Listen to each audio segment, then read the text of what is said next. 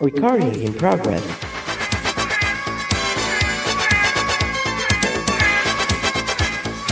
I love chocolate pie, Yeti. I love mouses. How are you? Hope you're fine. This is the Shy Geeky Show. Okay, away you go. Aloha. Why have I got horns? Oh no. Oh, it's the Shy Life Podcast. Oh, there's going to be some drama ahead. All I wanted was a pie, and then I hatched out of an egg. Okay, bring the mic over.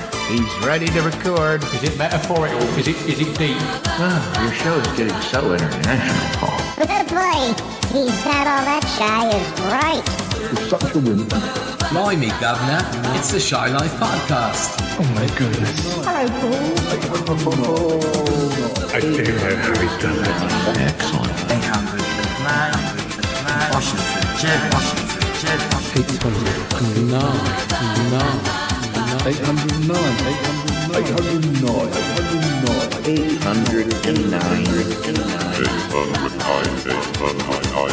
Bonjour et bienvenue au podcast de Shy Life. Hello and welcome to another episode of the Shy Life Podcast with me, Paul the Shy Yeti. How you doing? I'm all right. So what's this episode going to be about? Well, our new friend and old friend, Geeky Panda, is back. Hi, Geeky Panda. Hi, I'm back. Your favorite panda is here. Yeah. I can see him on Zoom, but you can't see him. Who knows? Maybe one day the archives will release the video, but not at the moment. Oh, anyway, no. I need to put on clothes now. Yes, what are we going to be talking about this episode?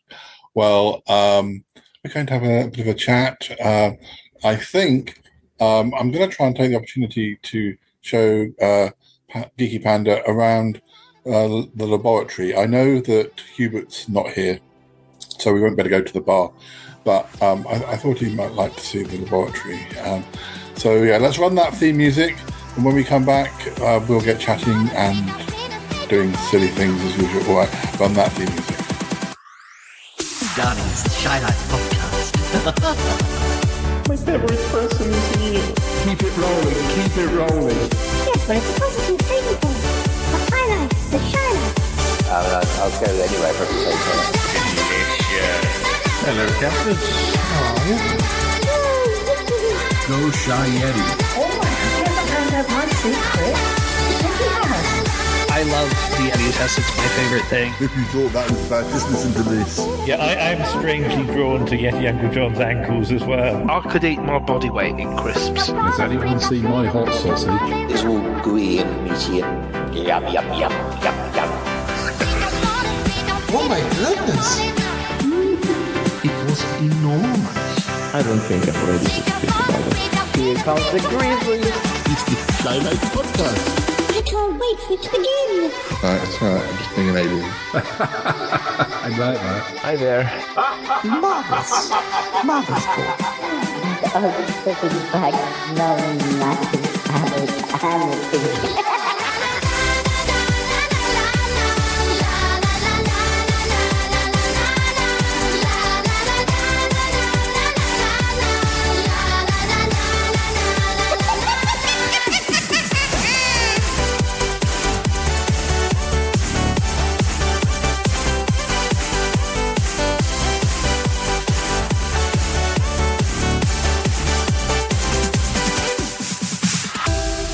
Okay, we are recording. So we're back. How are you doing? Doing great, Paul. It's great to be back. How are you? It's not as hot as it was. I'm sure it is with you, but Turkey is very hot. It's 30 degrees Celsius right now. Yeah, I haven't got my fan on, but so do I. Actually, I had my fan on in my bedroom last night, and I woke up and I felt a little bit cold. I had to put my duvet over. And I thought you could just get up and turn the fan off, but that would. But then you start sweating. You need that constant air flowing to your face. Also, I would have to get out of bed when I'm half asleep. Like, can't be doing that. So.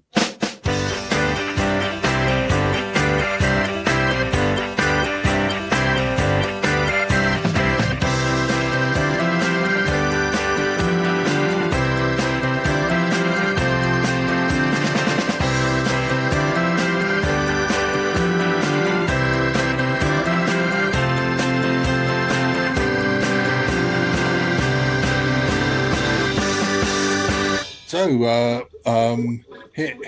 here's the lab. It's a bit more crowded than it used to be because we've got the bar on the other end.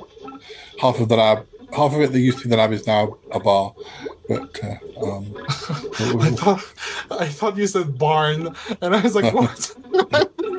No, we got a magpie. We got a magpie hut where Yeti Uncle John lives, but I don't know where he is. Yeah. You know what I'm imagining right now? I'm imagining the cellar in the Wallace and Gromit. Well, it is kind of like it's lots of bubbling test tubes and we do have, I don't know, Comedy, Geeky Panda's here. Oh, hello.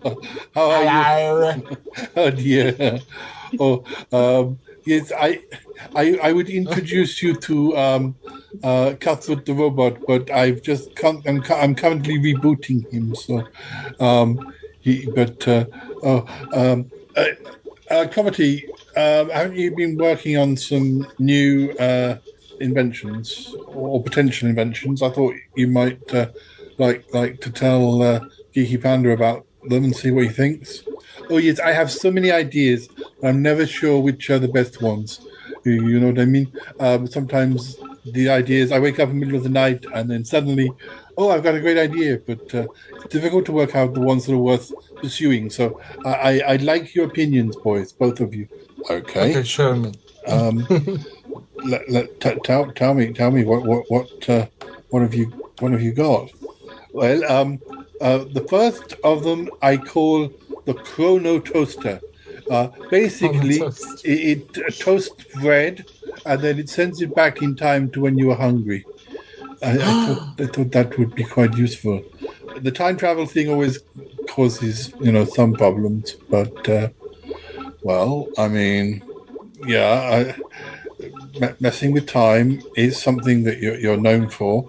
So if anyone can do it, you can, Gromity. But what do you think, Geeky Panda? If you're going to have an endless supply of toast, sign me up.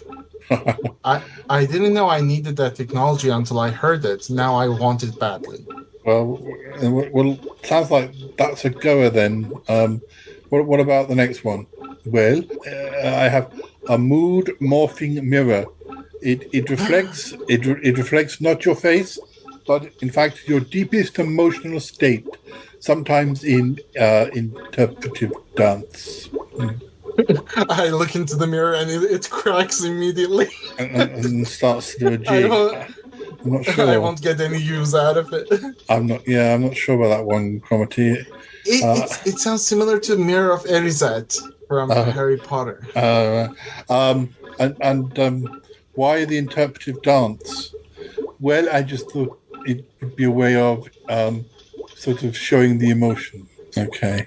I have a question. Yeah. Who for, me or Comedy? Both. Okay.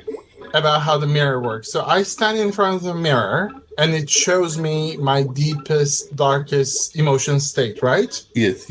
So is what I see in the mirror going to be monitored by the government? Good question. Am I going to need the VPN to see if the content is not? No. This would be G for everyone. E for everyone. This would not be affected by such rulings. No, glad to hear it. Am I going to see the image in the mirror in a normal way, or in a mirrored way, or upside down? I'm not sure yet. I haven't made it yet, but it's one of those things I need to decide which one to focus on. Why don't you just give us the list and I'll go through them quickly? This is going to take all day. Okay. I'm sure that mirror is going to be on a monthly subscription basis. Yeah, you're quite sounds quite possible. Look, I got the list here. Let me go through some of them.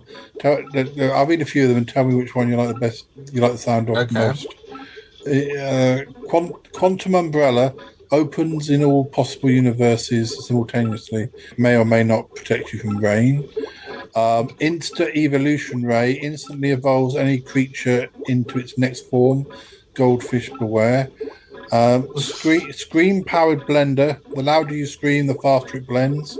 Great for stress relief and smoothies. Sounds exhausting. Sounds exhausting, Comedy. I don't think you want to do that one. And I'm not sure about evolving creatures. That sounds very Pokemon. And some of those creatures. That's why we have Pokemon. Yeah. Sock teleporter. Teleports one sock to a parallel dimension every time you do laundry. Doesn't that happen already? Well, I did think that sounds horrible. I will never be able to wear matching socks. Well, I think that already happens. Don't people lose socks all the time? A reverse microwave freezes food in seconds and occasionally your memories. Comedy. Well, I just woke up in the middle of the night. Yeah, that's quite obvious.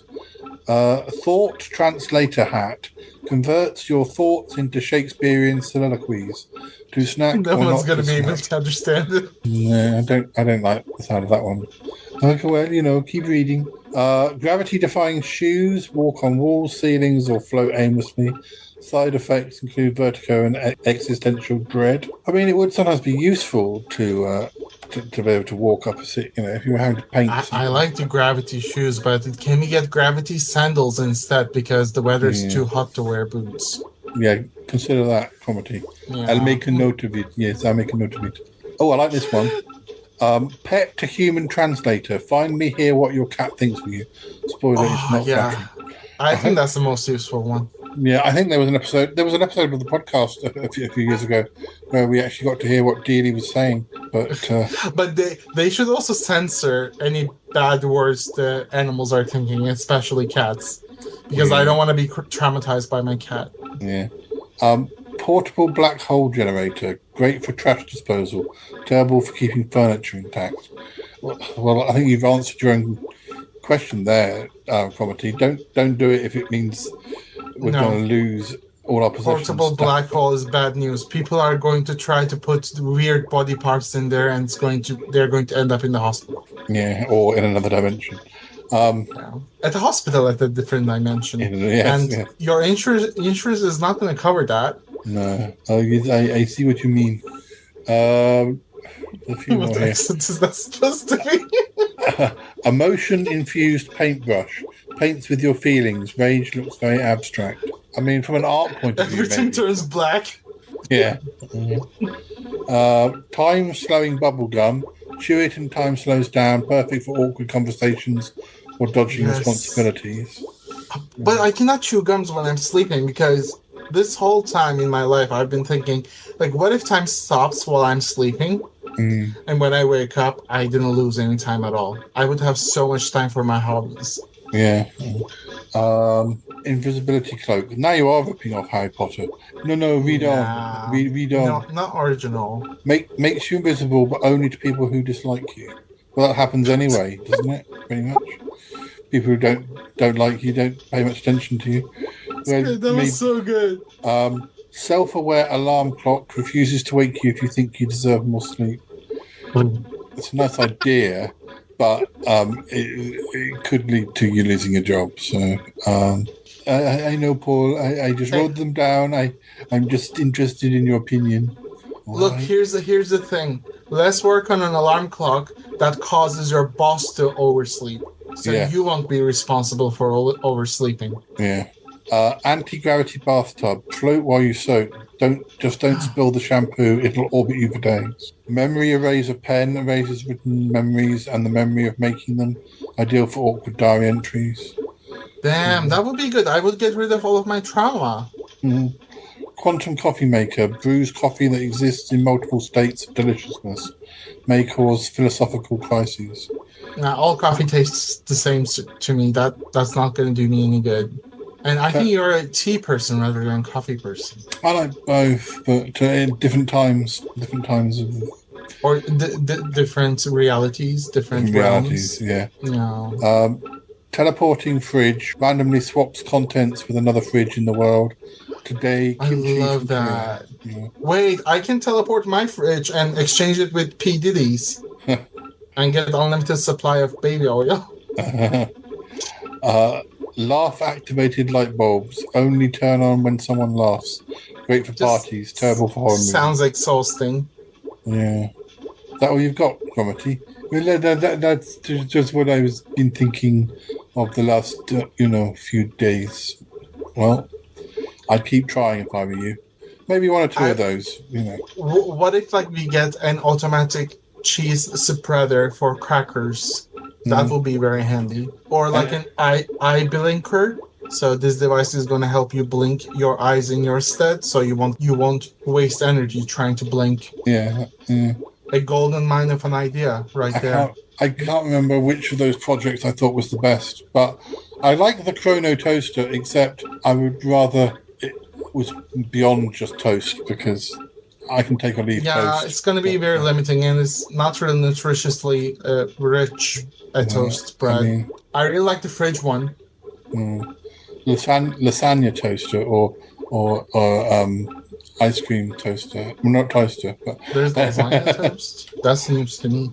Well, what about a fridge? You just exchange it with a fridge of a restaurant, and you have ready-made raviolis all year round. It could be an air fryer rather than a toaster. Something where you can put more of a range of things in. People put their food into the fridge, so you will have ready-made food. Yeah. Cromitty, you need to think. You need to think about this a bit harder. I do. Yes. Oh dear. I can hear footsteps. I think we're about to be visited by Yeti Uncle John. Hello. Oh, how are you doing, everybody? Hey, Daddy John. We're fine. Cromitty's just been showing us some of his inventions. Oh, it's the Geeky Panda. Hello. Hi. Oh my God! What a surprise! I didn't know you were going to be here. How are you doing? I've got a bag of goodies. I'm afraid they're not free, but I was just going through some of the Shy Life podcast merchandising. Really? I really want to see what's in those bags. What do I have to see them? I can do anything. I've got. Let me have a look. Oh dear. Can I take a peek? Yes, please. Yes. Yes, you can. Yes. Wow, that sack looks so big. That's a bacon-scented pillow. Bacon-scented pillow. Yes, it's all with the Shy Life podcast logo on it. Please, Geeky Panda, don't think that I didn't invent these things. These were Yeti Uncle John's ideas for merchandising, and 9 years later, he's still trying to get rid of them. So, don't tell him that, Paul. This one's a yodeling pickle. It yodels the theme tune to the Shy Life podcast. I love that. But there's lots of theme tunes. We change it every year or so. Yes. Well, this is from about 2020. Is it? This one is a USB powered mini fridge. It's not going to be very powerful. It holds exactly one can of soda. But okay. It's all Shy Life podcast branded. This one is a cat unicorn horn. I don't quite know. I don't think this should be. I don't think this should be in the bag. I think this. Yes. Yeah.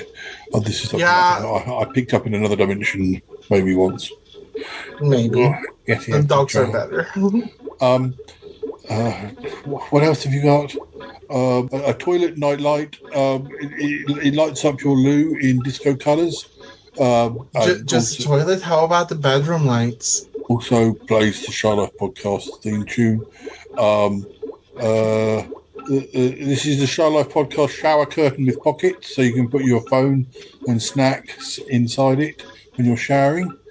Looks like you're gonna spend a lot of time in the shower. Well, I might do. It's an important place to be sometimes. Yeah, it's important to stay clean. Yeti Uncle John, what's this? It looks like an inflatable beard of bees. Yes, they're not real bees. Just Shy Life podcast inflatable bees. Why? Well, it's just it was an idea. Didn't really take off. No. What's this? I can help take it off. Yes. This is canned air from different cities. sent in by listeners. Yeah, listeners of the Shot Life podcast. They sent us air from where they live. Yeah, rolls of fax messages. I don't think that's something. Those were gifts. We can't sell them. Let me read our facts. Screaming goat figurine, pizza blanket, horsehead squirrel feeder, gold-plated stapler, avocado saver, all Charlotte podcast, branded, of course. Banana phone. Banana phone? Yeah, with Charlotte podcast written on it. I want that one. I'm sure it's going to be a lot of fun. Full of potassium. Dog umbrella, wine glass that holds a full bottle. Charlotte podcast branded, of course. Fake spilled nail polish. Wow, that bag is sure deep. Human-sized hamster wheel. All of that are just in a bag. Well, I like to keep things compact. Yes. That package looks full. Yes, Uncle John. Geeky Panda's going to get overheated over here. And, I'm so thirsty all of a sudden. I don't know why. Yeah, well, let me give you a drink. And when we come back, I've got a little game for us to play. And you can join in too, listeners. Well, sorry to bother you, Comedy. Sorry to bother you, Yeti Uncle John. I don't think Geeky Panda wants any of your merchandise. Oh, I'm interested in some of them. Just show them to me later on, after the podcast, please. Yes, all right. I better go and I better go and have a sit down. I'll be waiting for you in the backstage.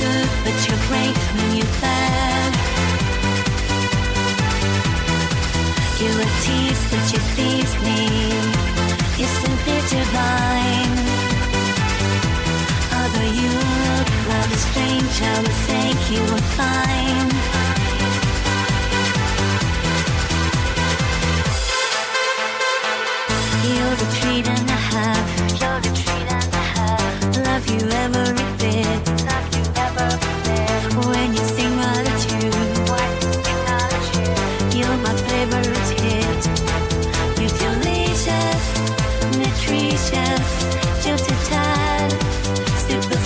just. You were teased, but you teased me such a blast. Such you get.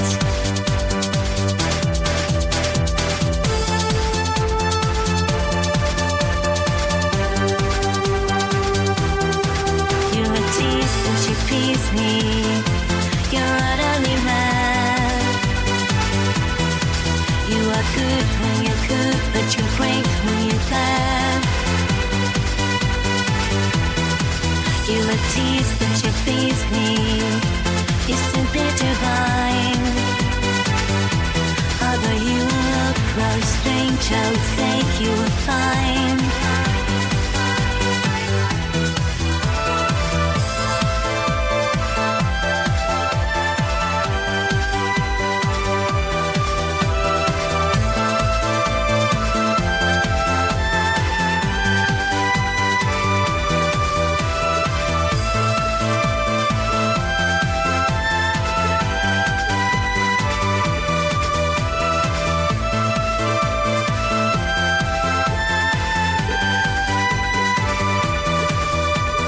Right. Well, it looks as if it's time for us to have a little game this episode.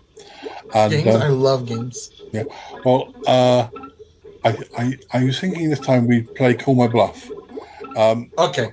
So I've got some words set up, and we I don't know the answers. I've also asked for some advice, but we'll keep that for the end of the episode. So these words, we don't know what they mean, but we're being offered 3 different potential definitions, and between us we have to guess which is the real definition. But I don't know, so we'll do it together. So, do you have the answers? I do have the answers, but I can't see it. I can't see it until I type it in. Okay. So the first word is quabbled. That's quabbled. Quabbled. Quobbled. So BBL? My profession. Brazilian butt lift. So the definitions are either does quabbled mean to argue over petty details, or does it mean to walk with a limp caused by uneven shoes, or does it mean to decorate a cake with excessive frosting? I think quabbled sounds kind of clumsy, and I since it's an ed ending adjective, I feel like it's going to be a state. So I want to go with the second option, like walking unevenly, like quabbled. Okay. What do you think? I think I may know the answer to this one, so I'm not on this occasion. I'm not going to offer. So you already know the word, huh? I don't know quabbled. Well, only because when I was trying to get this sorted out, it so it is not a word that you originally. No, I don't know. I don't know. I don't think it's the cake frosting one. What was the first one? There was the to argue over petty details. No, I don't think it's that one either. I think it is walking because of uneven shoes. Was that the description? Yes. But I think I'm gonna go with that one. Well, we were wrong. It is actually definition 1 to argue over petty details. Man, I already knew I was wrong because of your reaction, but I wanted to stick with my guts. No, it's okay. So word 2 is snollygoster. Snollygoster? Snollygoster. SNOLLYGOSTER. Is it a type of hat worn by 18th century judges? Is it a shrewd, unprincipled person, especially a politician? Or is it a mythical bird said to sing only during eclipses? Okay, I don't think it's the bird one because they would have much more of a epic or cooler name. Maybe something that's not very English sounding, but maybe Scandinavian or Greek sounding. So I'm inclined. Yeah. No. Well, I think it sounds like maybe it might be the politician, but that's what I was like leaning towards as well. Like it sounds like a mean word and kind of like a cussing word. I don't think it would be the hats. I was kind of thinking that it was maybe an old-fashioned word for an unprincipled person, but it doesn't actually say. Maybe, but it would sound more of like an undergarb. not really like a hat. So we're gonna go for question 2. The politician. Yeah. I think it should be a politician, like a sloppy liar or sloppy charlatan. What do you think, viewers? What do you think about this word? Tell me, and I'm gonna be like the Dora the Explorer, pretending to actually hear your answer. Huh? That's a great answer. Can you say Snowbly Ghoster? Come on, say it. Fantastic. You're really good at this. We will be back momentarily. I'm trying to give me the right answer. So, sorry, Paul is just busy submitting his biometric data. I have the answer for Snollygoster. It is a shrewd, unprincipled person, especially a politician. So we were Yay, right. we got it right! Yeah, it sounds like a nasty word to tell someone. So, okay. Right. 1 from 2. You got one of them right, at least. Yeah, I got one. Yeah. This might be better. I think. How many do we have in total? I was going to do 10, but it seems to have changed slightly from how I started. Partly because I probably pressed the wrong button. We now have 4 options rather than 3. Do we have to subscribe for the higher tier for the remaining ones? I think this is our free gift. I hate the new internet. The word is Quackawodger. Quackawodger. QUOCKERWODGER. Is it a tool used for shaping pottery? Is it a person who talks incessantly without making sense? That sounds like me. Is it a type of bird found in marshlands? Or is it a wooden puppet that's controlled by strings? Wait, do we have 4 options now? Oh, it's we now have 4. Yes. Oh my! Okay, what was the word? Quackawodger. Quackawodger. It sounds like a tool's name.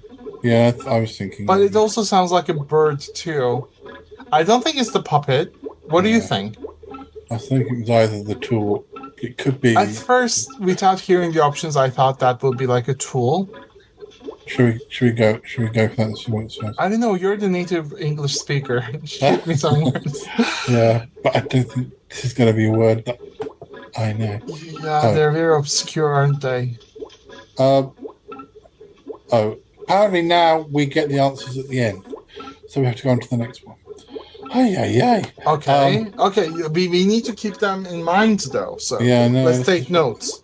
This is why I liked it the way it was to start with, but so was that does the software consider this one to be the first word or the third word? I think that was the first word. Okay, was the tool. For the first one, let's choose. Which option do we choose? Do we choose A? Let's call them ABC. Yeah. So do we choose the tool for the first one? Yeah. Okay, then I'm gonna note A. Let's go for the second one. The next word. What does the word snudge mean? Snudge. SNUDGE. Okay, snudge. Is it a small? I feel like it's a verb. Yeah. Is it a small pouch used for carrying coins? Is it a type of fabric used in medieval clothing? Is it what you do when you complain about trivial matters? Or is it to walk in a lazy, shuffling manner? I think it is to walk in a lazy, shuffling manner. I think it's definitely a verb, so I'm with option C and D. But I feel like I would like to go with D. The walking. We can do that. What do you think? Like you should give me your opinions as well. So I'm happy with the walking. Let's do that. Okay. What does the word mumsimus mean?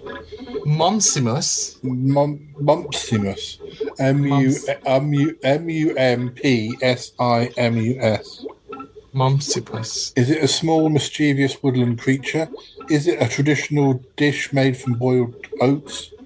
Is it a type of rash caused by exposure to nettles? Or is it a stubborn person who insists on their own incorrect view? Can I hear the word again? Mumsimus. Mumsimus. I don't know. Does it sound Latin? Maybe. I was wondering if it was the rash, because that's what I was thinking too. Because there's a thing called mumps, which is a rash, but then that could be them trying to trick us into thinking that it's connected. But maybe. But if it was a rash, I'm pretty sure it has a name from Latin origin. Yeah. And the word does sound Latin. Yeah. Well, let's go for the rash.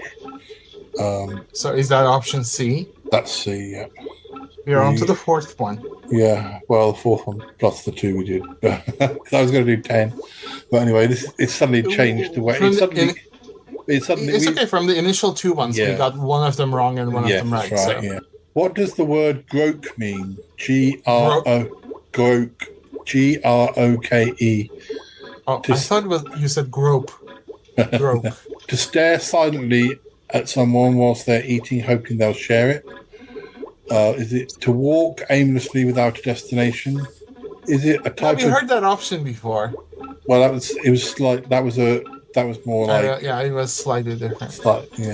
A type of bird found only in the Scottish Highlands, or to complain loudly about minor inconveniences. I feel like it's one of the last 2, either the bird or the complaining. I feel like it's a bird. Yeah. It sounds nice as a bird. Yeah. Groke. Yeah, so we'll go for that one. That's C. Yeah, I feel like it sounds like a bird. Next one is, what does the word fudgel mean? F-U-D-G-E-L. F-U-D-G-E-L. Fudgel. Fudgel. Yeah. Or fudgel. Is it like a fudgel? It's almost about like fudge, but with an L on the end. Yeah, is it like a pool of very dirty, sludgy water? Oh, have a look. Is it a type of dessert made from molasses? Is it to pretend to work while actually doing nothing? Is it? I'm fudgeling. A small tool used for carving wood, or to walk through mud with difficulty. Oh my god! It sounds like all of them are possible. Yeah. Oh, this one's really hard. I don't know. I wonder about the small tool. But, yeah. Like small tool for carving wood? Yeah, that's C. Is that option C? Yes. Yeah. Maybe it could be a type of dessert too. Fudgel. That comes from fudge, maybe. Fudge is a dessert. I've made the decision, I'm afraid. Wow, so alpha of you. You're rocking my boots, man. What does the word crapulous mean? So we have number 6 as well? Okay. Yeah. Crapulous, C-R-A-P-U-L-O-U-S. Does it mean to feel... Okay, it's an adjective. Does it mean to feel ill due to excessive eating or drinking? To complain about trivial matters? Is it a type of fabric used in upholstery? Or is it a small, mischievous child? It could be option A or B. A or D, sorry. Maybe. Like it's either feeling very full or a mischievous child. Maybe I'd go for A. What do you think? Yeah, same. Like I feel like crapulous. Yeah. That's where it stems from. That's the origin of the word. We've got 2 more. Okay, 7. What does the word Calypgian mean? Calypgian? Yeah, Calypgygian. Calypgian. Okay. Is it like from? Is it origin of something? Is it a person who is overly talkative? Is it a small decorative ornament? Is it having beautifully shaped buttocks? Or is it a type of ancient Greek pottery? I think it's a type of ancient Greek pottery. Yeah, as one who has beautifully shaped buttocks, that's not a word that's ever been used to me. Oh, okay, Yeti and John. I'm going to use it for you, Uncle Yeti John. I'm going to use all the words that you've never heard before. Oh, thank you. He's a charmer, this one, I'll tell you. Yeah, he is, yes.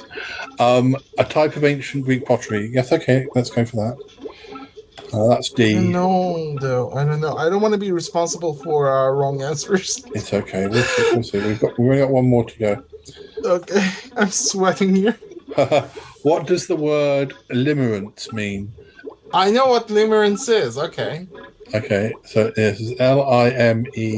Yeah, limerence. It's quite a new word, but yeah, I know what limerence is. I'll tell you what it thinks it might be. To walk with a limp caused by uneven shoes, a type of poetic structure used in limericks, a small decorative lamp, or the state of being infatuated or obsessed with someone. Okay, since I know the answer for this one, it's only fun for you to answer this. I wondered if it was the infatuation. Do you want to lock your answer? Yeah. Okay.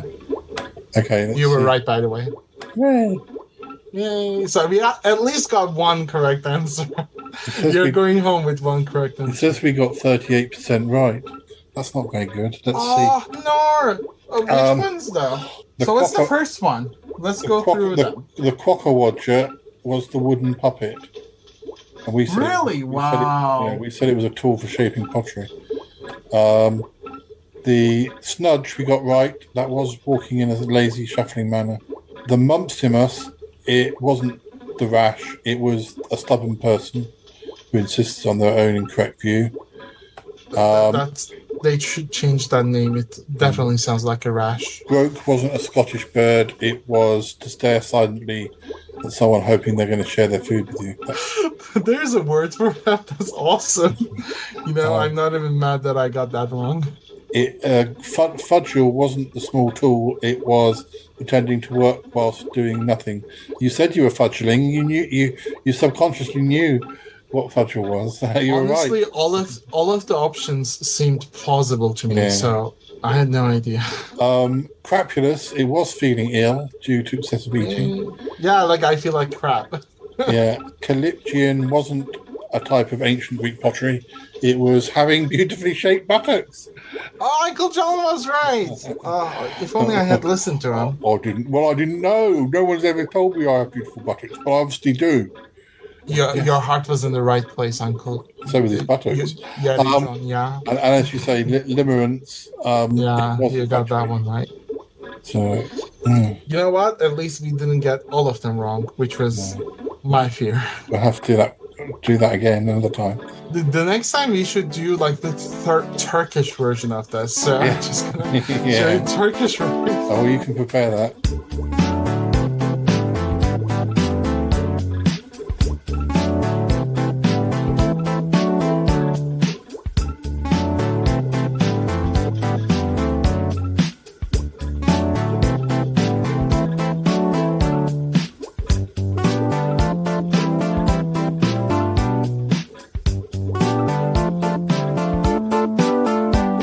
Hello, listeners. It's me, Cuthbert. Next up we have some recordings from a trip that Mr. Yeti made to Yeti Island, otherwise known as the Isle of Wight. The visit was made last October to see Paul's friends, Mark and P, but he did not get a chance to share the recordings with you before the end of 2025. Anyway, have a listen now. Please enjoy. Kiss. Kiss. Kiss! Exclamation. For all customers, our trains are patrolled by uniformed and plainclothes revenue protection teams, and customers without a valid ticket may be issued with a minimum penalty fare of £100 or face prosecution. Thank you for your understanding. Hi listeners, this is our extra material this time. I'm going back to the small island, otherwise known as Yeti Island. Southwest Railway Service to Portsmouth Harbour. Thank you. Calling Guildford, Farnham, Godalming, Hainsbury, Liverpool Bliss, Petersfield, Rolands Castle, Havant, Bedhampton, Hillsey, Fratton, Portsmouth, Southsea. Our final call, Portsmouth Harbour. Our scheduled arrival time is 15:48. Safety information is displayed on all coaches. Please keep all belongings with you at all times. If you do see anything suspicious or anybody acting suspiciously, please inform myself, any other member of railway staff, or you can text British Transport Police on 61016. I will be walking through a train during the journey. If you have any questions, please don't hesitate to stop me and ask. Currently situated coach number 9 of this 12-coach train. We'll be calling stations for short platforms to leave us at Farnham, Liverpool, Hillsey or Fratton. Please make sure you're travelling one of the front 8 coaches. If you leave us at this, Rolands Castle or Bedhampton, you need to be at one of the front 6 coaches, please. Next station on the service is Guildford, or scheduled arrival time 1432. I think that message is long enough that I could have almost travelled from Woking to Guildford for the whole of that message. But anyway, yes, I'm going to the Isle of Wight, Yeti Island, the little island, to see Mark and Fee and the beasts, Freya and Bonds. And I don't know how much I'll record. I'm travelling on the 10th of October. Yes, I'm here from Friday to Monday. So yes, I'll be there for 2 whole days. So we'll see what we end up doing and what gets recorded. But as I say, this is our extra material for this episode. So we might get called by Yeti Uncle John. I don't know yet. He may need me to get more garlicky type things, because as you remember, the little island is where we went for the garlic festival back in the summer. So yeah, we'll see what happens.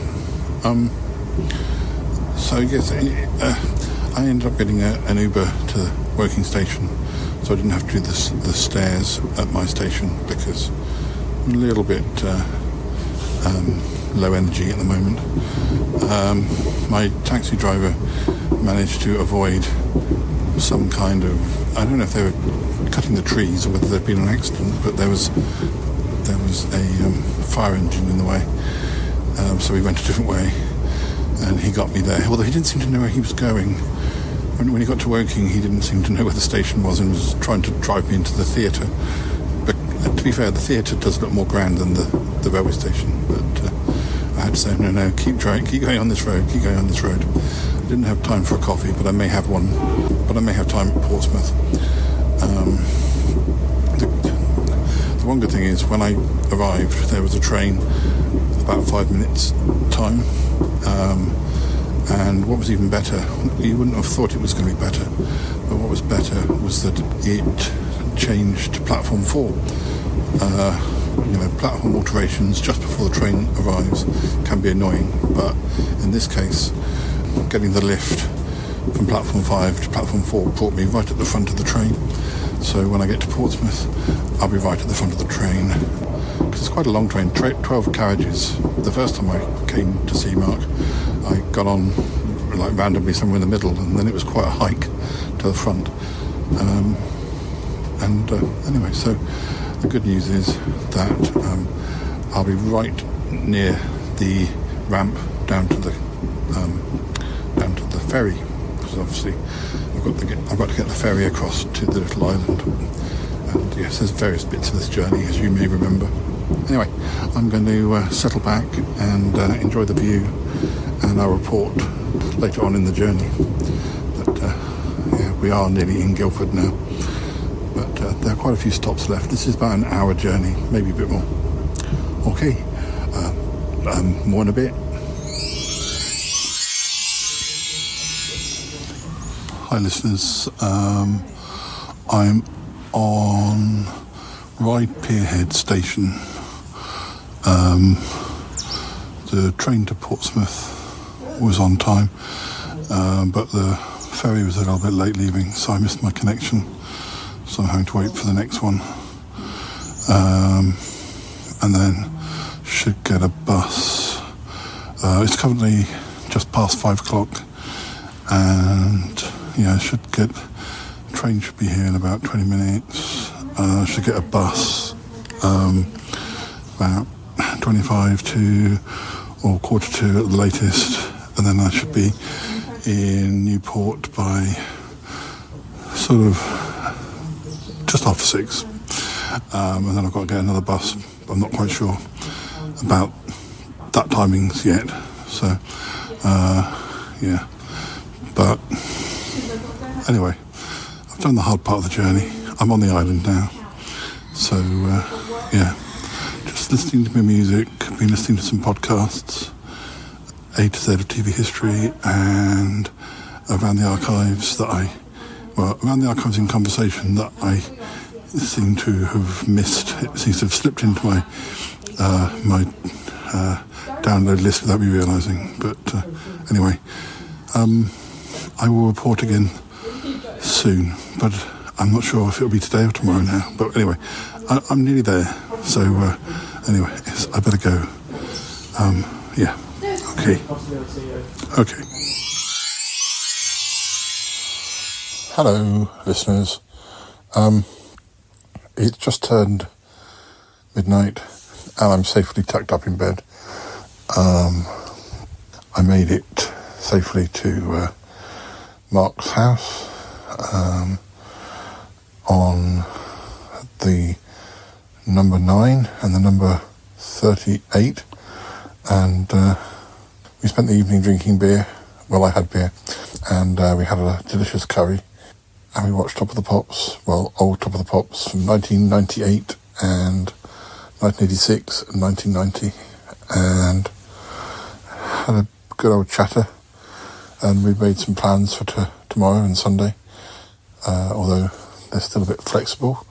We're going to go back to the ice cream shop, the one in Ventnor, Crave, because it's delicious, but we're going to wait and see what ice creams. We're going to wait and see what ice creams are on offer tomorrow, and if there's nothing special, we might wait till Sunday.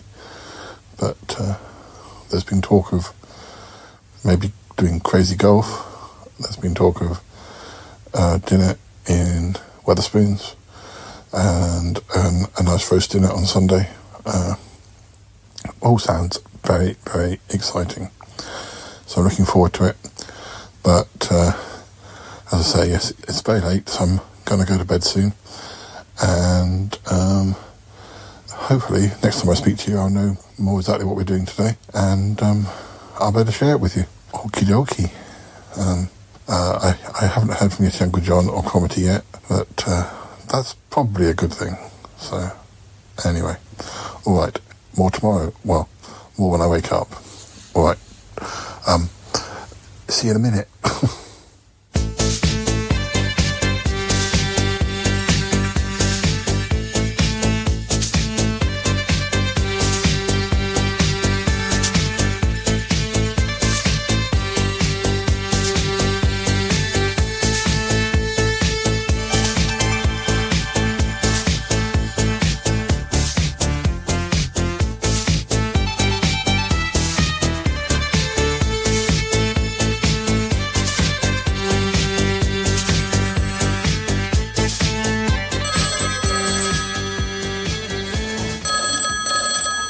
Hello?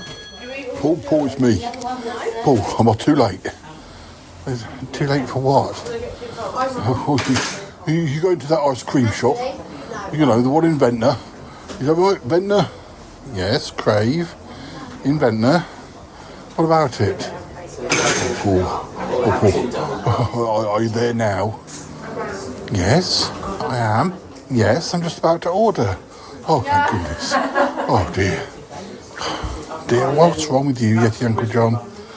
Oh, I wanted you to get me an ice cream. You wanted me to get you an ice cream? What? What, are you going to suddenly appear in Ventnor? No, Paul, bring it home. Bring it home. I'm sure there must be a way. Oh, I'm sure there is. What do you want me to get? Oh, I don't know. I'll be looking on the internet and I'll see all the flavours and I can't decide. Oh dear. Paul, you just get me whatever you think. You know? What do you think's good? Alright.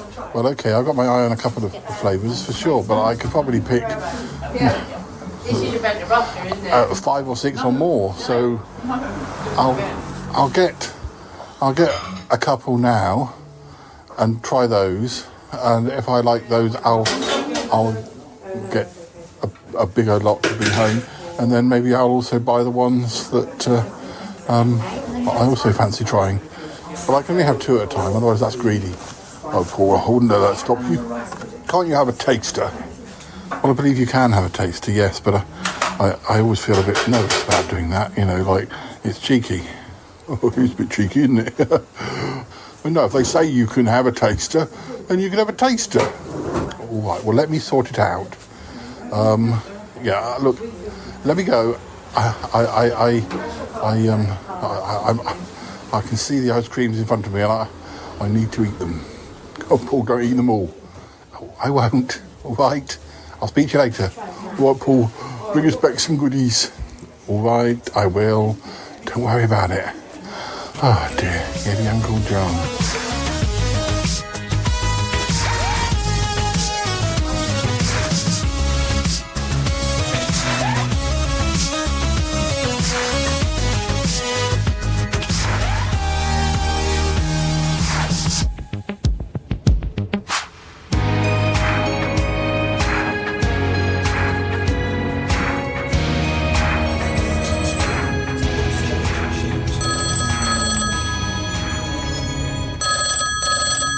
Paul, where are you?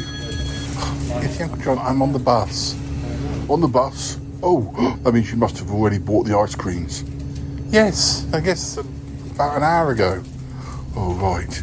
I've got the list here. Will you tell me which ones you've got? I was thinking I was going to keep it as a surprise, actually. Oh, no, Paul, you can't. Oh, I'll spend all weekend dreaming and wandering, and it's cruel. You can't do that to me. All right, Yeti Uncle John. I'll read you the list and you tell me whether you bought them or not. All right. Spiced pear crumble. Yes, actually, yes, I did choose that. I thought that sounded nice. Oh, yes, it sounds good. Good. Raspberry with white chocolate. Actually, yes, I got that too. Oh, wow. Oh, I know you like raspberries.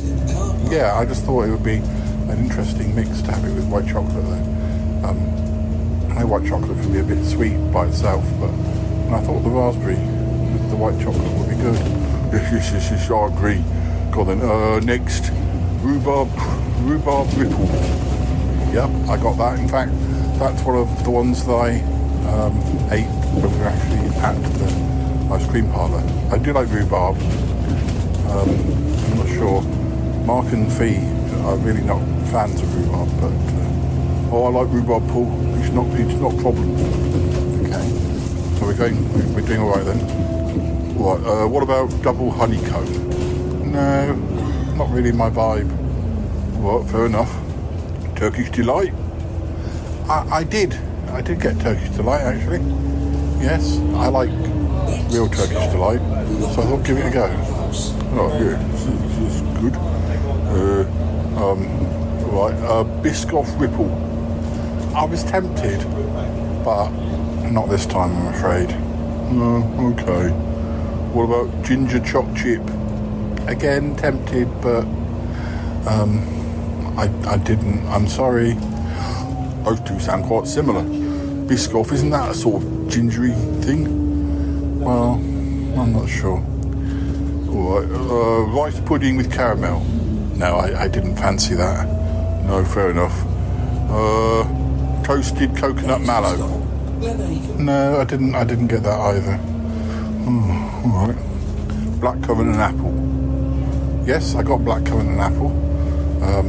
That sounded good. Oh, good. I'm glad. Alright, milk chocolate? No. I didn't bother with that one. Oh, okay. Peanut butter Kit Kat. No, again, not really my vibe. No, sorry. No, Paul is fine. You've got some good ones so far. Pomegranate and orange.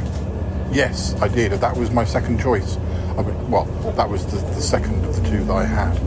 Oh right. What was it like? Well, I was curious because orange is usually a sorbet, not an ice cream.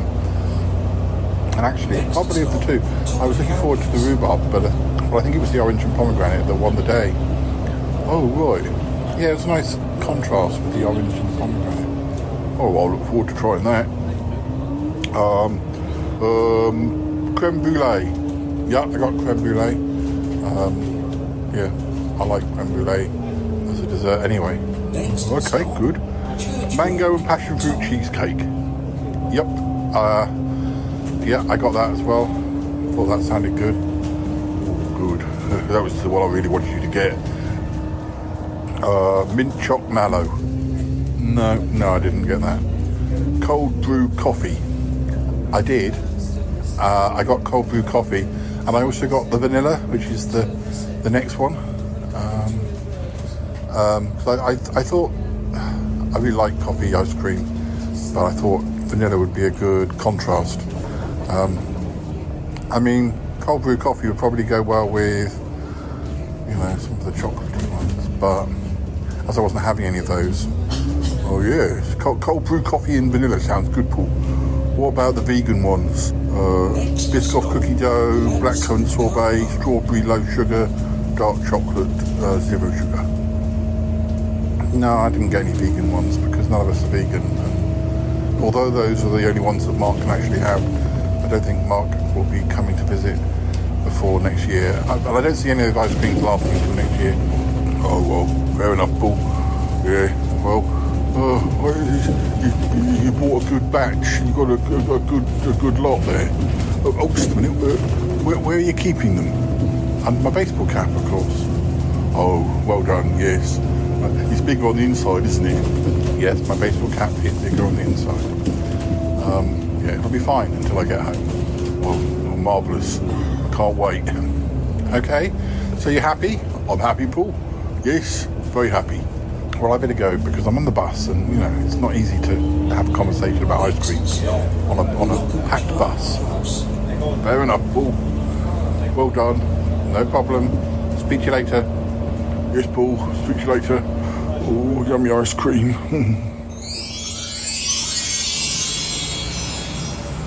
Hey, listeners. We're at Newport bus station. We've travelled from Ventnor on the bus to Newport. I nearly fell asleep. And it's the second time I've done that, or nearly done that, on that particular route. We stopped in a new cafe when we got here. Had a nice slice of orange and almond, I think, cake. And I had a nice cappuccino. Apparently the cafe's not been open long. Cappuccino was very good. Yeah, I shall definitely try and sneak in there on my way home. Because last time I came here, I missed the connecting train and had to wait for half an hour or so. I don't think the cafe was open then, but it is now, so I may return. We're now heading... Did I say we were at Newport bus station? No, we're not. We're at Ryde bus station. I'm so stupid. Yeah. Cancel all that. We went from Ventnor to Ryde, and now we're going from Ryde to Newport. Dear, you see. I talk about me being asleep. Either something in the ice cream, or in the coffee, or in the cake. It's made me all befuddled. It's probably the yumminess of it all. It's really skedaddled my brain. But yeah, so we are currently in Ryde, near where we were last night when I arrived, and we're going to Newport now. Yes. What kind of podcaster am I? I can't even remember where I am. It's dreadful. Dear oh dear. Poor big fatty.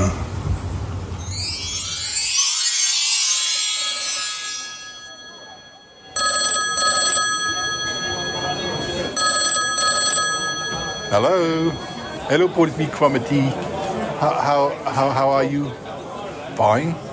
Yeah, I'm fine. Yeah, I sort of rushing around doing things. Oh, right. You didn't want to interrupt. No, it's fine. What's going on? Any problems? You doing okay? I am fine. I want you to know though that Yeti Uncle John has gone into a trance. A trance? Why? He's been thinking about the ice creams. All the ice creams you said you were bringing home. You weren't teasing him. You really are bringing them home. Yeah, of course I am. Yeah. They're under my baseball cap. Oh, yes, bigger on the inside. Definitely, yeah. You know, I hope there'll be some that you will like to try. Oh, Paul, I do hope so. Oh, that's exciting. I just, yes, I'm having to keep an eye on him. I'm hoping he'll recover from his trance soon. Well, I hope he does too. Dear, oh dear. Tell him not to keep thinking about it. I'm not going to be home for a few days, so he'll have to wait. Yes, I know, Paul. I know. Dear. Well, I'll make sure he's doing okay. Yes, keep an eye on him, won't you? I will, Paul. Sorry to be a pain. No, Cromitty, it's fine. It's fine. Anyway. All right, I'll speak to you soon. Yes, Cromitty, speak to you soon. I don't know. Goodness. In a trance over the ice cream. That Yeti Uncle John's weird. Hey, listeners. Back at Mark and Fee's house. We had a nice day. We went to the ice cream parlour, as you know, and we went for coffee and we went for a meal, and we've spent the evening back at their house, watching TV and drinking. Well, I've been drinking mango cider, and we've been having some nibbles, and everyone has gone to bed now, so I should be following suit pretty soon. Hopefully no more phone calls from Yeti Uncle John about the ice cream. He's very needy, isn't he? Gosh. I'm sure I better pick up the garlic stuff he wants as well. Although, he does seem a lot more interested in trying the ice cream this time. But we shall see. Of course, we've still got another day ahead. At the moment, we're hoping to go to a town called Cowes. Now, yes, not as in moo cows. It's spelt Cowes. But those of you who have been listening to the show for many years may remember that we have been to Cowes before. In fact, I think I recorded in a pub back in about 2017. And there was somebody singing songs, and although they were very good, they mainly chose songs that are my least favourite. It was almost funny because how could they sing so many of my least favourite songs? Very well. They sung them very well, but all the same. Anyway, we'll see what our trip to Cowes involves this time, and whatever else may occur whilst we're out and about. Anyway, yes, as I say, time for bed, and more tomorrow. All right, good night for now.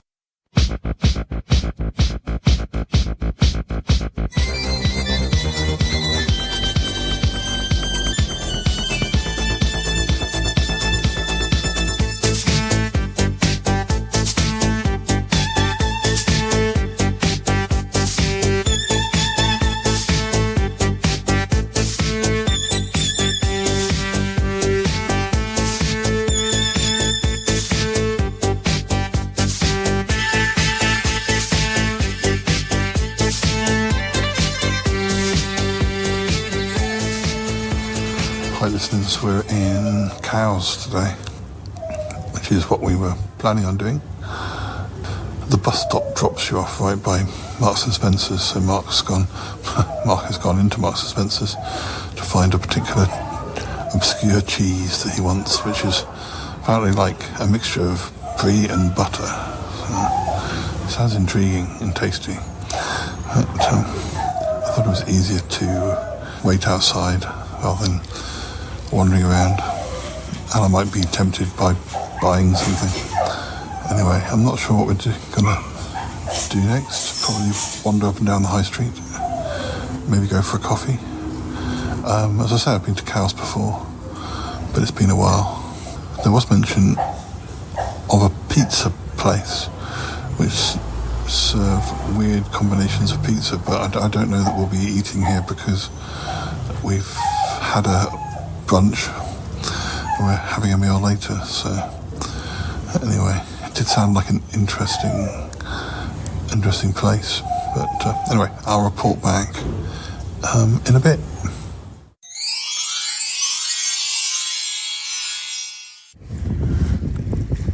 Hi listeners, we're by the harbour. It's a little bit breezy. I'm not sure whether it'll pick up the breeze, but it's a splashy out there. Hello Paul, Yeti Uncle John. You're out of your trance then? Yes Paul, am I interrupting? No, I'm fine. I can't stop for long though. Just admiring the view. Oh right. You haven't eaten all the ice cream, have you? No, I haven't. I bought it especially to bring it home for you. It'll be fine though. Oh, good. Yes, I just wanted to make sure you weren't worrying about me. Well, Cromitty rung and he said you were in a trance, and I was concerned. Yes, Paul. Well, I'm not in a trance now. Well, I'm glad to hear it. Hello, Paul. Hello, Cromitty. Is he okay? Yes, he's all right. Oh dear. Yes, he's fine. I'm fine. Good. Well, as I say, you'll have to wait for a few days. Goodness. Yeah, I've got to go because we're out and about, and the sun's just coming out and things like that. I've got a coffee coming, so I need to. Yes, I need to drink it. All right, Paul. All right. Thank you for getting the ice creams, Paul. That's right, Yeti Uncle John. Right, speak to you soon. Yes, Paul. Goodbye, Paul. And goodbye, Paul. Goodbye, guys. Goodbye. Oh, dear.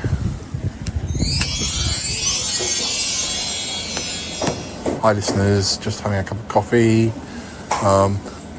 We're in Cowes. We had a walk up the high street. And had a look at the harbour. Keep getting phone calls from Yeti Uncle John and Cromitty. Well, more Yeti Uncle John.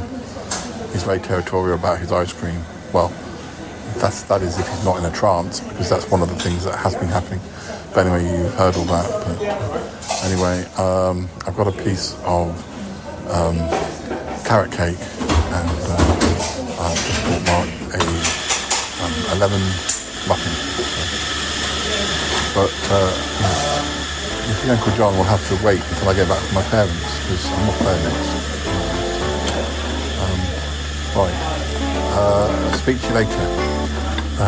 Dear oh dear.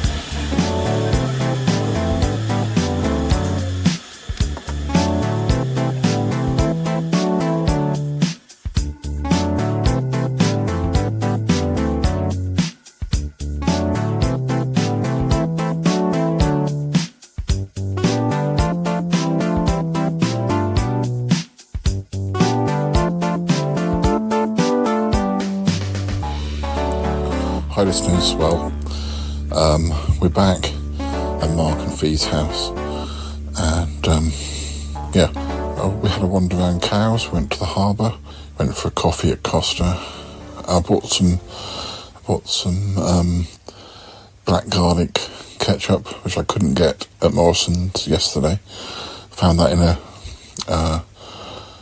it was a shop that sold a lot of gin, and had a TARDIS and a Cyberman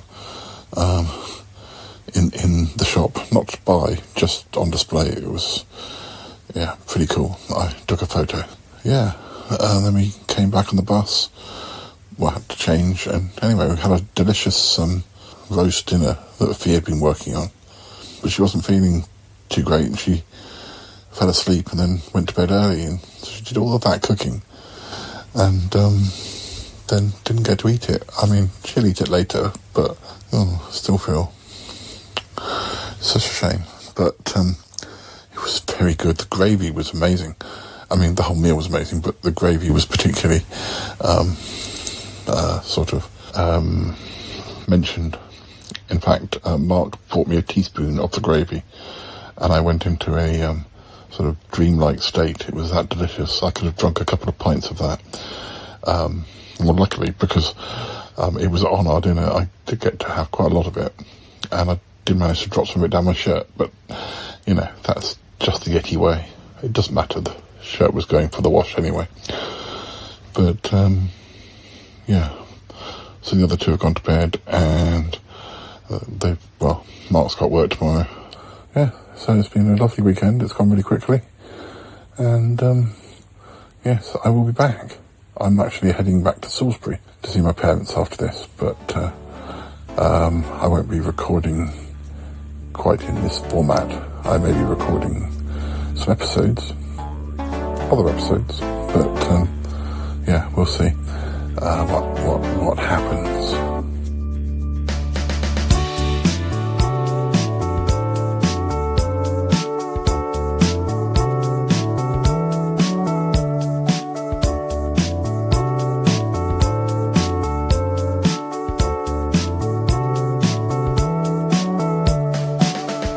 Alright listeners, that's all we've got time for the extra material.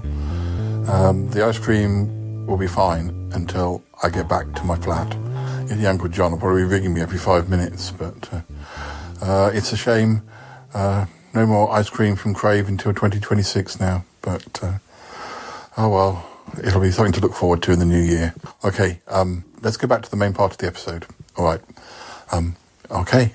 I promise not to eat all the ice cream before I get home. I promise.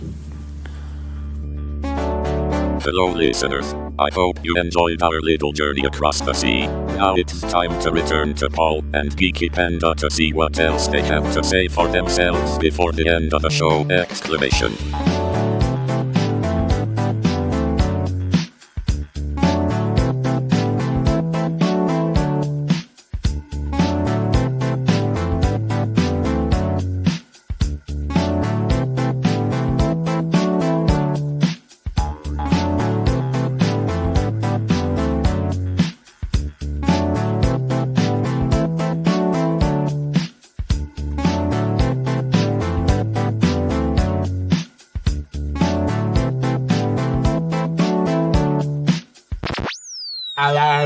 Hello.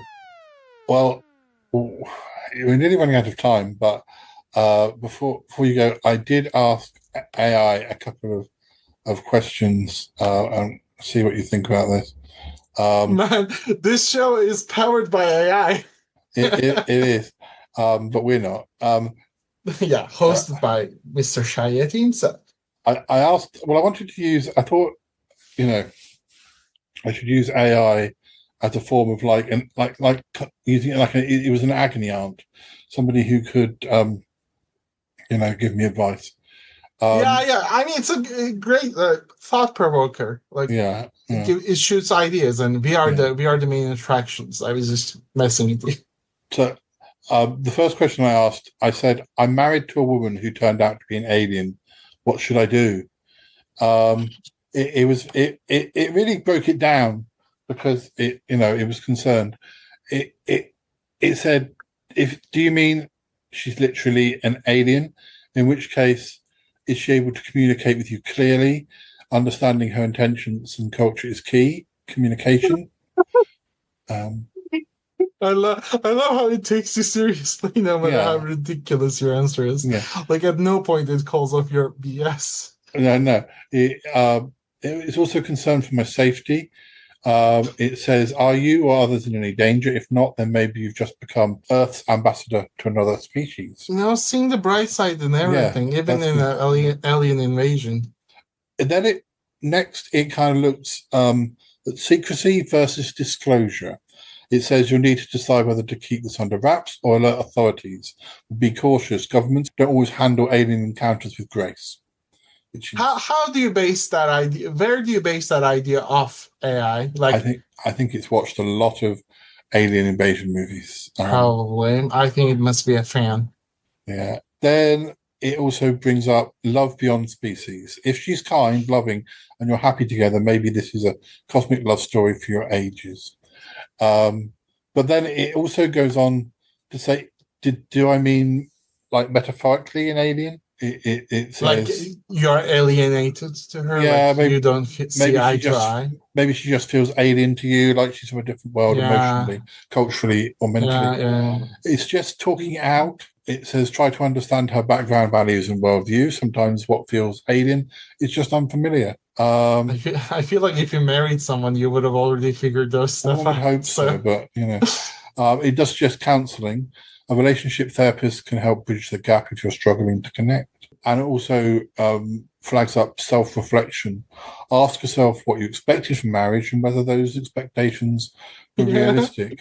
I mean, did you expect the marriage to solve all of the personal problems? Usually, these sort of questions should be answered before marriage. But I love the idea of marrying an alien. I would be stoked, not to be married, but to witness an alien.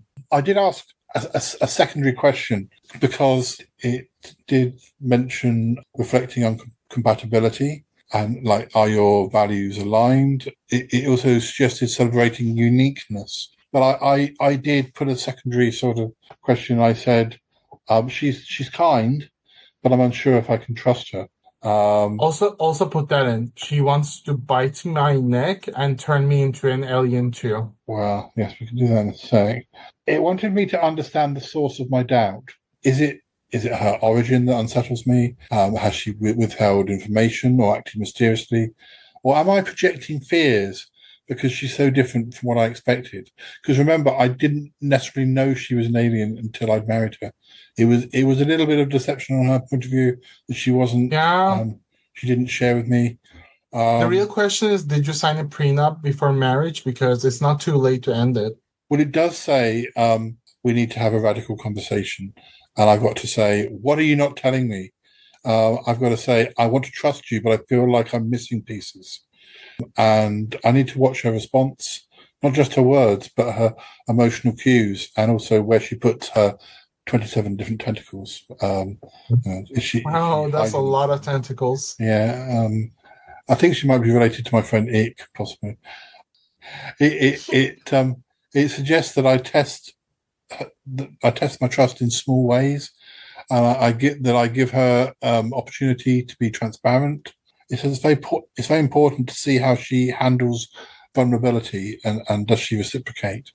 You know how sometimes AI offers to run a simulation of how a conversation could play out. I would like to see that play out with an alien. Okay. If we do that, I've got to observe consistency. But it says I don't need to fully expose myself to her until I feel safe. But apparently, yes, deals. It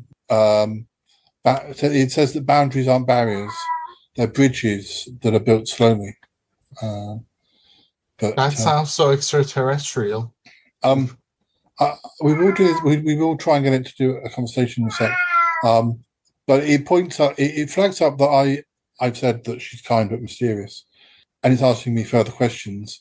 And says I need to ask myself: does her kindness feel authentic or rehearsed? Has she ever contradicted herself? What are her goals? Yeah. Is she here to invade us? Do I feel safe emotionally and physically? And these things matter because it helps me spot manipulation versus sincerity. Inconsistencies can signal hidden motives. And safety is a bedrock of trust. My question would be, do aliens have pronouns? Like, is it she, her, or they, them, ze, them? I think it would depend. They need to know which alien or race. I think they're probably all different. I think she's giving he, she, they, them, bisexual, vegan, vegetarian, alien, extraterrestrial. I think it's way beyond our understanding. So most probably, it does suggest that I journal my thoughts, that I talk to someone neutral, which I'm doing to you. I would be like, why did you choose me to marry? Like, why am I the most special man on earth? Let's see. Can we role play a difficult... I do lots of role plays with AI. It's surprisingly fun. I will always run romantic scenarios with my crushes, so I give the AI a role. So you're going to be this person, and we are in that kind of a setting. It's usually cozy and dark. horror roleplay, and we are trying to build a house for ourselves in the midst of impossibilities and dire situations. It's. I think it's already. Oh, I have to. We have to actually answer. It'll be my wife. But we have to say what I'm going to say. So the scenario is: I typed in, "Can we role play a difficult conversation with my alien wife who has lied to me about her true identity?" Her name should be Katy Perry. So it says the scenario is: we've just discovered that your wife is not human. She's from another planet, and she's been hiding this from you since you met. You feel betrayed, but also conflicted because she came out as alien, you guys. This Yeah. is going to get serious. She's been kind, loving, and supportive. You want answers. You want to know if you can still trust her. It says, "I'll play your wife. You play yourself. You initiate the conversation." Okay, but darling, I need to talk. I need to talk to you something. Sorry, Dales, you can't role play. You're talking the wrong language. Darling, She just senses the tension in the air. We need to discuss something. What would your unique nickname for an alien wife be? It'd probably be called like my scaly princess. Aliens often have rather silly names. We can ask if Star Wars is real. Apparently she lives. She says, "Of course, my love. You sound tense. Is everything all right?" She tilts her head. Like, I found out everything, you sneaky little alien poop person. She tilts her head slightly, her eyes shimmering with a faint glow you hadn't noticed before. She's like, I know what you are. Her voice is calm, but there's a flicker of apprehension. What's That's on like your Twilight. mind? No, I have to type deep. I sparkle in sunlight. Dills, let me type. Sit still. Oh my god, your kitty's adorable. I know you're an alien. Why did you not tell me? Maybe they have one of those guns that erases your memories. Maybe she's going to immediately use that on you. Her expression freezes for a moment. The glow in her eyes dims slightly. You know? She exhales. So dramatic. She exhales slowly, then looks down at her hands that now seem subtly different, almost translucent. I didn't tell you because I was afraid that if you knew the truth, you'd see me as something other than the woman you fell in love with. I wanted to be yours fully without the shadow of my origin hanging over Dills. Yeah, the kitty doesn't like it. It's like, yeah, that's bullshit. Without the shadow of my origin hanging over us.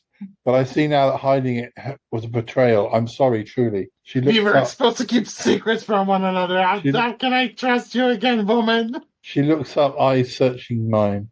Do you hate me? No, but I want to know if you have a UFO.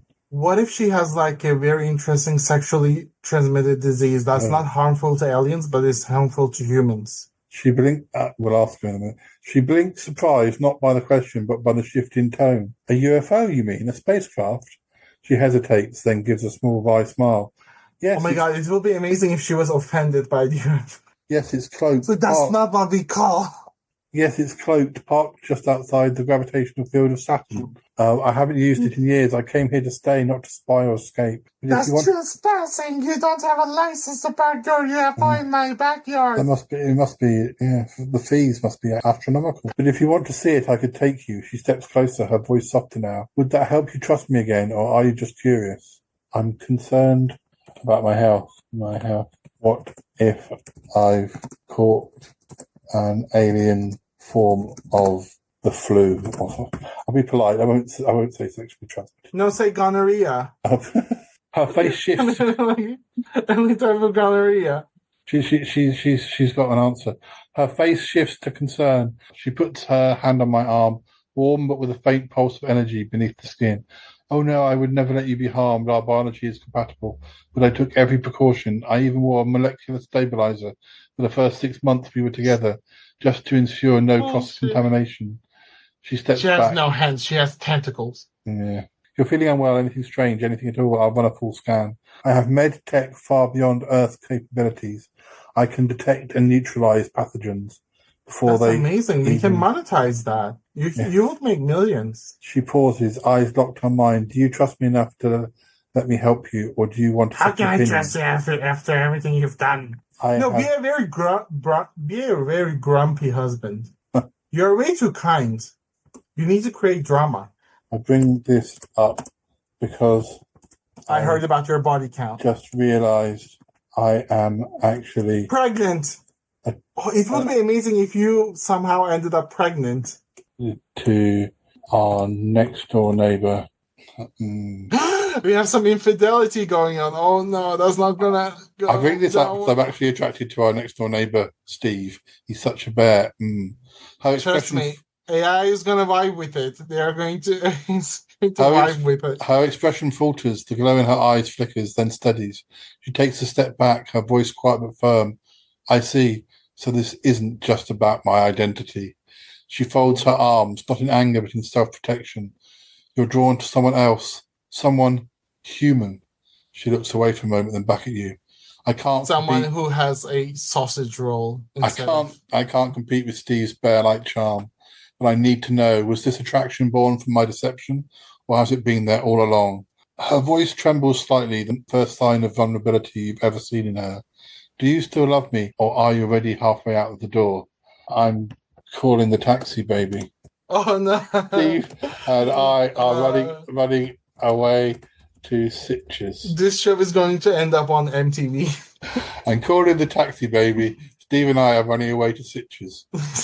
You're calling a taxi to go to your next door neighbor. Yeah. She stands perfectly still. The room seems to hum faintly. It's going to be like a 30-second ride. As if her emotions are vibrating through the air itself. Sitges? She nods slowly, her voice now eerily calm. That I won't stop you. Love isn't something I can hold hostage. If your heart belongs to Steve, then go. She walks to the window, gazing up at the sky. But know this, I didn't come to Earth to deceive. I came to understand love. And with you I did, even if it ends here. She turns back, her eyes shimmering again. This time, it almost looks like she's crying. Oh no, you upset the alien. Now she's going to attack the Earth. You're going to be the reason. To be continued, I think. I think that's quite enough. What's going to happen in the turbulent life of the alien woman and the next door neighbor, Steve? Are they going to fight off for Paul's attention? Find out in the next week's episode. Very exciting. Extraterrestrial Love. I did have one other question I gave to AI. It was, I think I was a lobster in a previous life. How can I be sure? It did have some advice. It basically talked about past life progression, meditation, or spiritual intuition. If you feel an inexplicable connection to lobsters, their behavior, habitat, or even their shell, it could be a metaphor for something deeper. Deep meditation or recurring dreams about the sea, crustaceans, or being underwater might feel symbolic. I long to go there. My home. He says it could be symbolism, could be a metaphor, but... You should adopt a lobster pet and try to talk to it, and then ask them where your family is. What happened to them? Who ate them? Well, I think this is one we need to think about for next time. If you feel like you were a lobster or any other type of beast in a past life, then please write in to the Shy Life podcast, and next time Geeky Panda and I will do our best to answer your questions. Don't expect any solutions, though. I'm really bad at giving advice. We're going to find out. We'll have all the answers prepared. Yes. So I think for the next time, I'm going to come up with like Turkish words for you to guess the meanings of. It should be fun. We do that, definitely. Yeah, lobsters, alien wives. It's all on the plate for next time. So, well, thank you, Geeky Panda, for joining us, and thank you for having me. And it's always a fun time. And well, we'll say goodbye for now. We'll be back very briefly after the goodbye, because we always come back, but a bit like the Terminator. Okay, right. Well, join us again soon, and goodbye for now. And yes, goodbye, Deals. I know. Deals, I know. Dear, oh dear.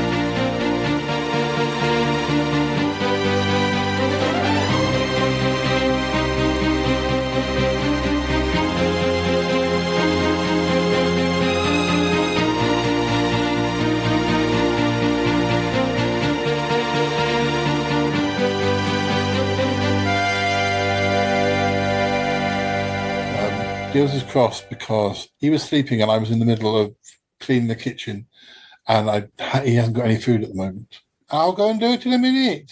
Dear, oh dear, you're such a little tyrant. You're nearly as bad your alien wife has stopped doing her part in the house. Yeah, I know. She doesn't even feed the cat. No. That's why I'm going to Steve. Because he feeds my cat and my soul.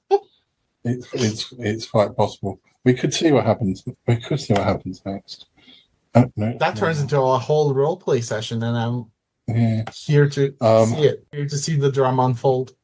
Steve understands me, and me in a way you never could.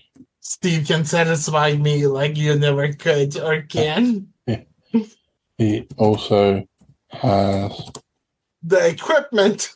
I think he has a very impressive range of wigs. My wife, she lets out a soft, almost wistful laugh. Wigs? That's what I was competing with. She walks towards me, her form subtly shifting, her hair morphing into a cascade of shimmering styles in seconds, a platinum bob, a fiery mohawk, a regal braid that defies gravity. I could wear 1,000 wigs. I could become anyone, but I could never be Steve. She stops just short of me, her voice low. He understands you because he's like you. I tried to understand you by becoming something I'm not. Maybe that was my mistake. The penis envy is real. She reaches out, then hesitates. If you're ever tired of wigs and bear hugs, if you ever want to talk to someone who sees you from the stars, I'll be listening. God damn it, woman, let's go. There are other aliens on the planet. But it seems we both had secrets. Susie. I know about your secret mistress. An alien, and I had a deep love for hairy bears named Steve. Thank you for helping me find out where my true passion lies. Alien wife, Susie. She smiles genuinely this time, a strange, bittersweet smile that seems to stretch across galaxies. Yes, we both wore masks. Mine was woven from stardust and fear. Yours from longing and bear fur. Wow, she's such. She steps closer, her voice softer now, almost tender. Maybe that's what love really is, not perfect honesty, but the courage to reveal the truth when it matters most. She reaches out and gently touches my cheek. I loved you, even knowing you were flawed. And now I love you enough. Be like, don't touch me, woman. I belong to Steve now. And now I love you enough to let you go to Steve, to Sitges, to wherever your heart roams. But promise me one thing. Her eyes glow faintly like twin moons. If Steve ever turns out to be a time-traveling Sasquatch from the Andromeda sector, you'll tell me, deal. There is a knock at the door. I think it might be Steve. Next chapter in your life is waiting. Steve enters the room. He's like, who is this woman? Steve looking as handsome and berry as ever. Wow. He is about to speak, but then notices Susie. His face freezes in surprise, and he has just one thing to say. What a beautiful woman. Mother? I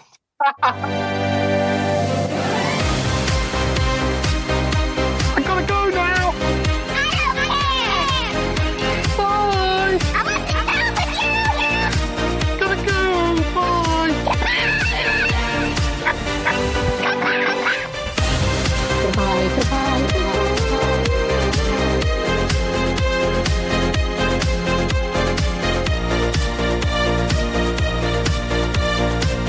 Goodbye. Yeah, goodbye. Wow. Really? No kidding. Thank you, darling. And you too. Bye-bye. Oh, That was beautifully done. You can always call me. Oh, that sounded good.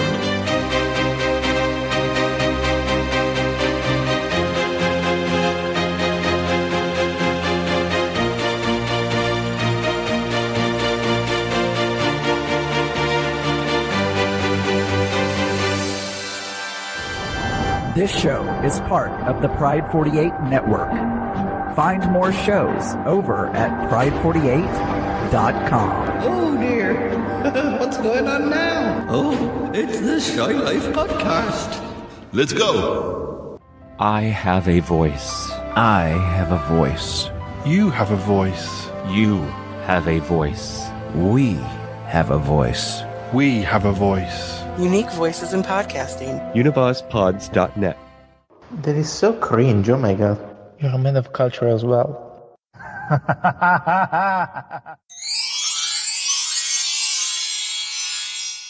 knock at the door. I think it might be Steve. Steve enters the room looking as handsome and beery as ever. He is about to speak, but then notices Susie. His face freezes in surprise, and he has just one thing to say. Mother?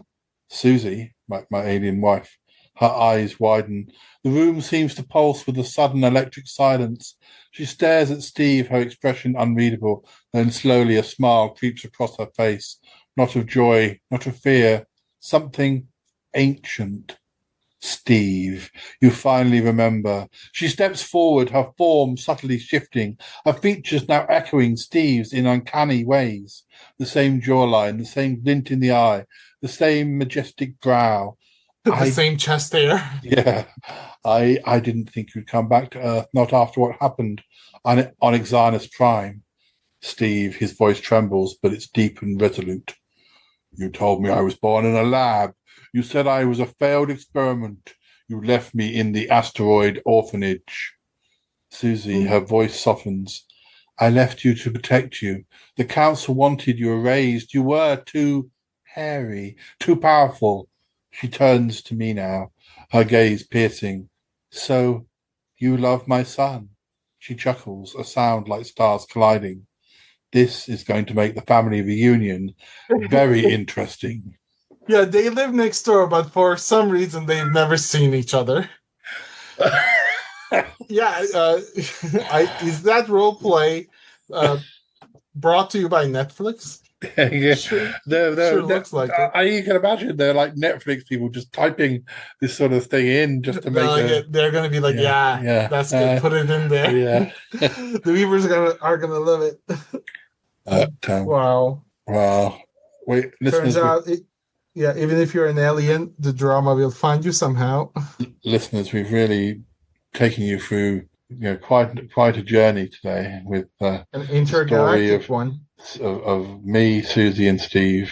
But anyway, I think we need to go and have a lie down now. But by the way, of course, you can put that into your AI and see what happens next on the Shy Life podcast. So, or you can just wait and see what the next episode is anyway. So, okie dokie.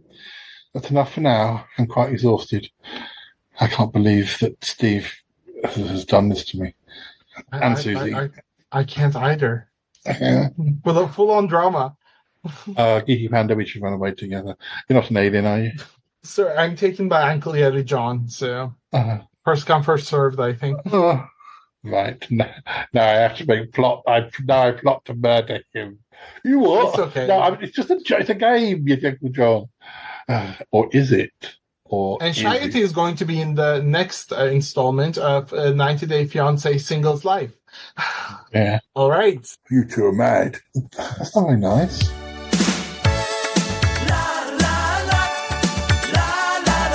This is just the weirdest thing I've ever heard.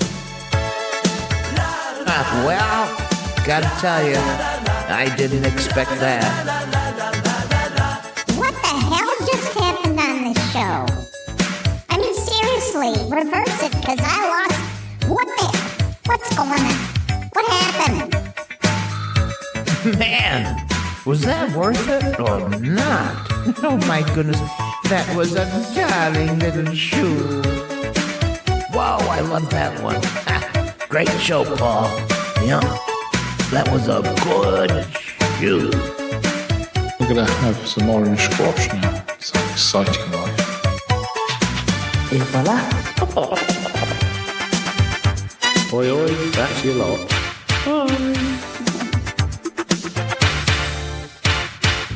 Everyone's a critic. Herkese merhaba. Oh my god, that's so funny. Oh my god, yes. Why didn't I think of that? Oh my god, you're so cool. You're like the coolest Yeti ever.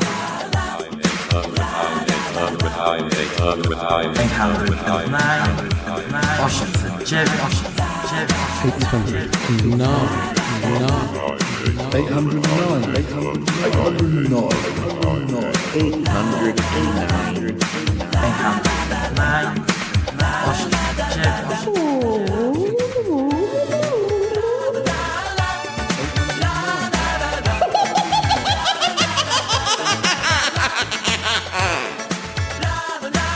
Hi listeners, gosh, it's nearly the end of the episode. I wasn't sure you'd still be here.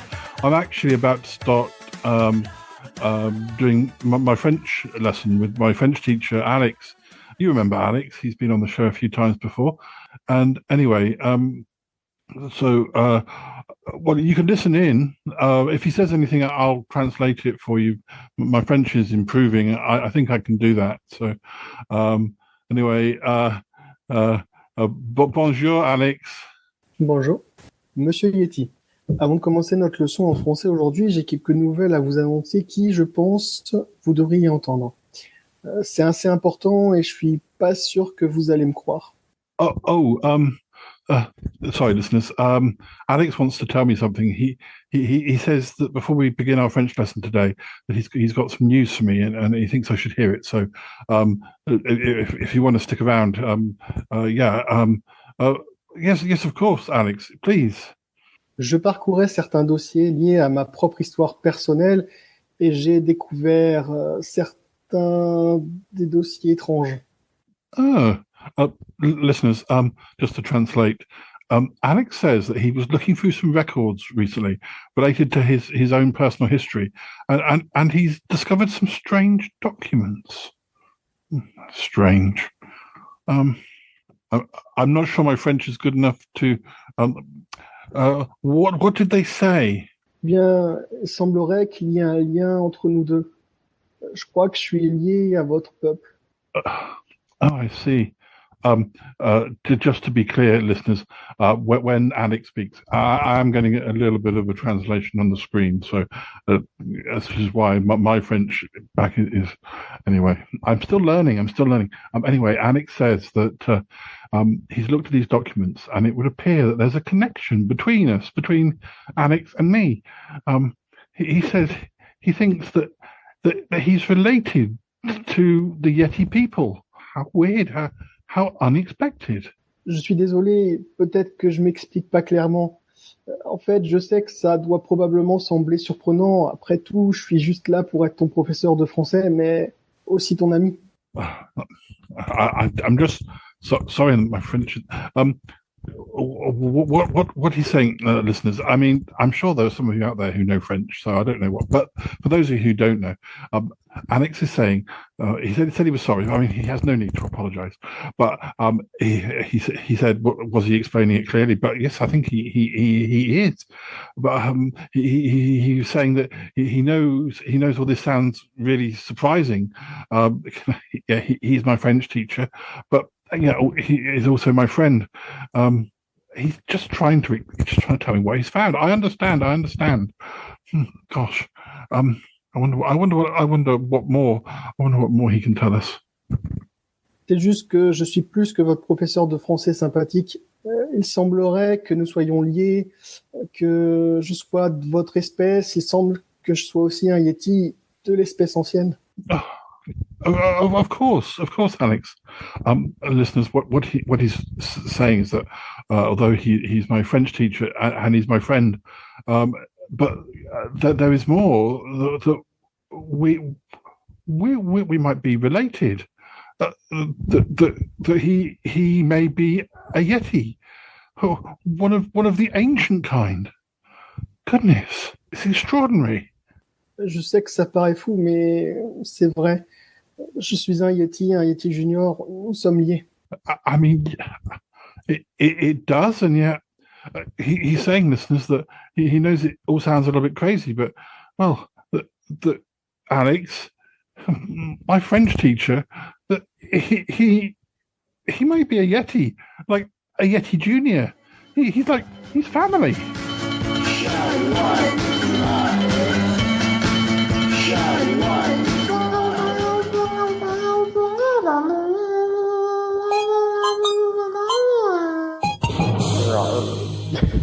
Should I turn off the recording?